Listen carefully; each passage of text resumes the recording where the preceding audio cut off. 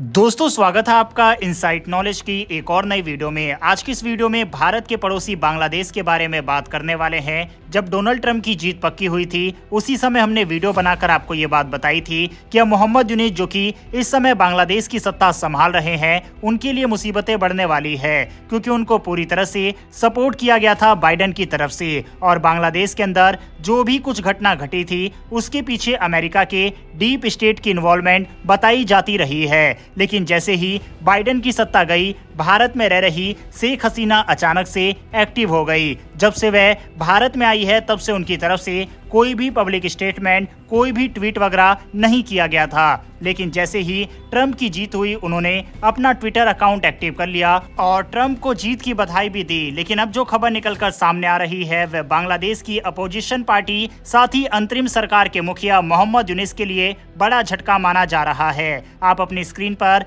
Reference के लिए article देख सकते हैं जिसमें लिखा हुआ है कि जो बांग्लादेश के सपोर्टर वगैरह हैं वह बांग्लादेश के अंदर शेख हसीना की न सिर्फ वापसी की राह देख रहे हैं बल्कि एक बड़ी रैली का भी आयोजन करने का प्लान बना रहे हैं। यानी कि एक बार फिर से तख्ता पलट और एक बड़े आंदोलन का खतरा बांग्लादेश के अंदर मंडरा रहा है। वहीं अगर एक बार फिर से शेख हसीना की वापसी बांग्लादेश के अंदर होती है तो इस बार भारत और बांग्लादेश के रिलेशन और भी ज्यादा मजबूत हो जाएंगे, क्योंकि जो कुछ घटित हुआ है शेख हसीना के साथ वह इसे नहीं भूल पाएंगी। और इस मुश्किल समय में जब कोई भी देश उनको शरण देने के लिए तैयार नहीं था तो ऐसे समय में भारत ने तमाम आलोचनाओं को सहते हुए भी शेख हसीना को शरण दी। वहीं अपोजिशन पार्टी यानी कि बीएनपी नेता इस समय वार्न कर रहे हैं अंतरिम सरकार के मुखिया मोहम्मद यूनुस को कि शेख हसीना एक बार फिर से बांग्लादेश के अंदर ट्रंप की सपोर्ट से वापसी करने वाली है। अब दोस्तों अगर आप सोच रहे हैं कि आखिर ट्रंप को बांग्लादेश से क्या लेना देना और आखिर उन्हें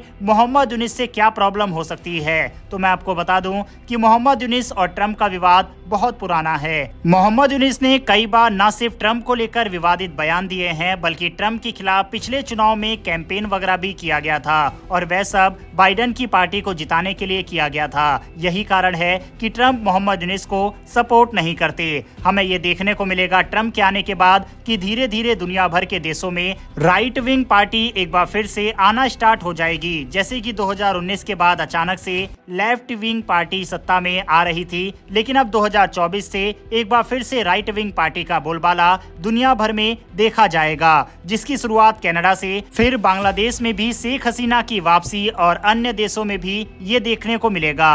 वहीं दोस्तों बांग्लादेश की अंतरिम सरकार के मुखिया मोहम्मद यूनुस के लिए परेशानी की बात यह भी है कि ट्रंप और शेख हसीना के बीच में फोन कॉल पर बातचीत भी हुई, जहां पर शेख हसीना ने अपने आप को बांग्लादेश की प्रधानमंत्री बताया और इस चीज को ट्रंप ने भी माना है। डोनाल्ड ट्रंप की तरफ से उन्हें बताया गया है कि हम आपकी सरकार को ही मानते हैं और अंतरिम सरकार को नहीं मानते। आगे चलकर ये उम्मीद लगाई जा सकती है कि डोनाल्ड ट्रंप अंतिम सरकार के ऊपर दबाव बनाए और कहें कि बांग्लादेश के अंदर चुनाव कराया जाए जिसमें बीएनपी और शेख हसीना की पार्टी आमने सामने होगी, और अगर शेख हसीना उसमें जीतती है तो एक बार फिर से वह प्रधानमंत्री बन जाएंगी, क्योंकि शेख हसीना अभी डायरेक्ट जाकर प्रधानमंत्री का पद नहीं संभाल सकती, क्योंकि लोगों का ट्रस्ट वगैरह अभी टूटा हुआ है। ऐसे में इलेक्शन के माध्यम से जीतकर एक बार फिर से शेख हसीना बांग्लादेश की सत्ता में वापसी कर सकती है। और क्योंकि अब ट्रंप की सरकार बन गई है और जनवरी में शपथ लेते ही जैसे ही वह कार्यभार संभालेंगे उसके बाद बांग्लादेश की अंतरिम सरकार के मुखिया मोहम्मद यूनुस के पास भी ज्यादा ऑप्शन नहीं बचेंगे और ज्यादा देर तक वह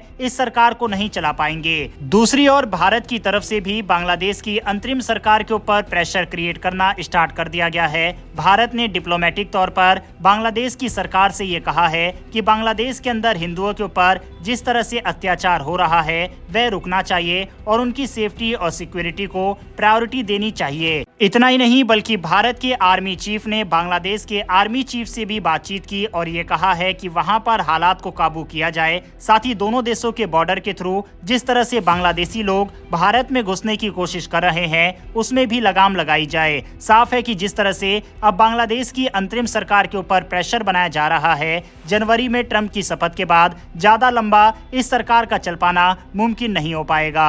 वैसे दोस्तों आपको क्या लगता है कि जिस तरह से ट्रंप की वापसी हुई हुई है, क्या बांग्लादेश की राजनीति में शेख हसीना भी ट्रंप की वजह से वापसी कर पाएंगी, या फिर आपको लगता है कि शेख हसीना का एक बार फिर से प्रधानमंत्री बनना मुमकिन नहीं है? इस पर अपनी राय कमेंट बॉक्स में लिखकर बताइएगा। इन्फॉर्मेशन और वीडियो पसंद आई हो तो वीडियो को लाइक करके हमारी आने वाली डेली ऐसी वीडियो के लिए चैनल को सब्सक्राइब कर बेल नोटिफिकेशन अवश्य दबा ले। फिर मिलेंगे ऐसी एक नई वीडियो के साथ। धन्यवाद। जय हिंद।